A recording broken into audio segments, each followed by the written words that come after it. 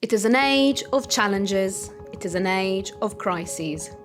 Technology, climate change, migration, justice, democracy, and so much more. The State of the Union is the EU's annual policy conference, and this year it is asking a hard-hitting question. Is Europe fit for the next generation? And no location is more fitting for this inquiry than the Badia Fiesolana in the hills of Florence. It has been the headquarters of the European University Institute since 1972, but the Badia has also been a holy site for almost 2,000 years. The story of the Badia is related to the story of a very unusual monastery. Look no further than to its architecture for clues.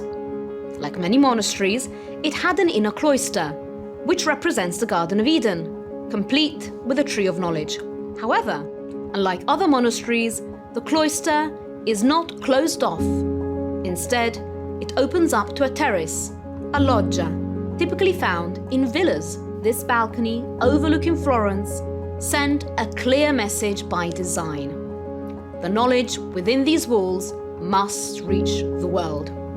It is also a sign of how the Badia is inextricably linked to Florence.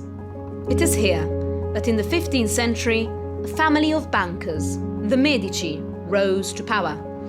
Their patronage of art and culture spurred the Renaissance, the Cultural Revolution that first put humankind at the center of the world.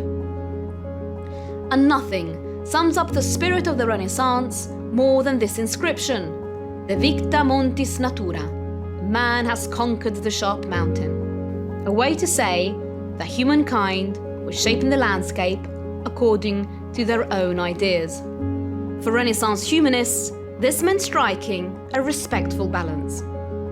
The plaque celebrates Cosimo the Elder of the Medici family.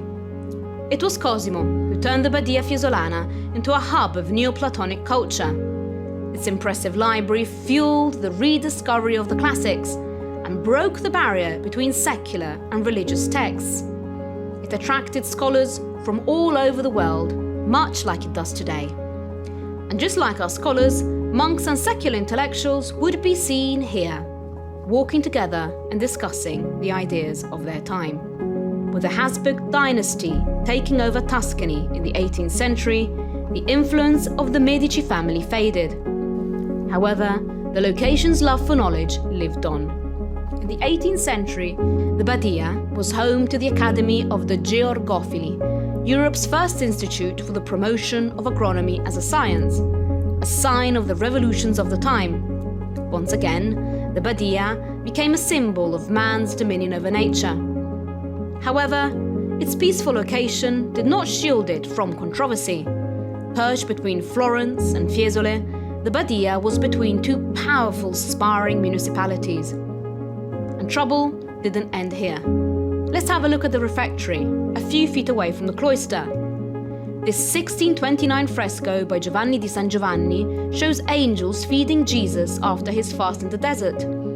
Over here, other angels pelt the devil with stones. And at the center, Jesus, dressed as a monk as he blesses the wine and bread, just like priests do in Catholic Mass. Now, this might seem pretty innocent, but in reality, it points to a key theological difference between Catholics and Protestants, and one that led to many wars in Europe between the 16th and 17th century. And there's more. It was citizens, the powerful Medici, that made sure the Badia Church was fully rebuilt according to the time's architectural trends. It is now a splendid Renaissance church with its simple lines and luminous altar. The Badia survived many more of history's darkest moments and is still loyal to its pursuit of knowledge for the betterment of the world. The second day of the State of the Union takes place in Palazzo Vecchio, a symbol of civic power in the heart of Florence. Once again, the worlds of politics, academia, civil society and business meet here to debate our common future. At the 2022 State of the Union, we are no longer asking if humankind can conquer nature. Rather, we are asking, can humankind conquer the crises it has created?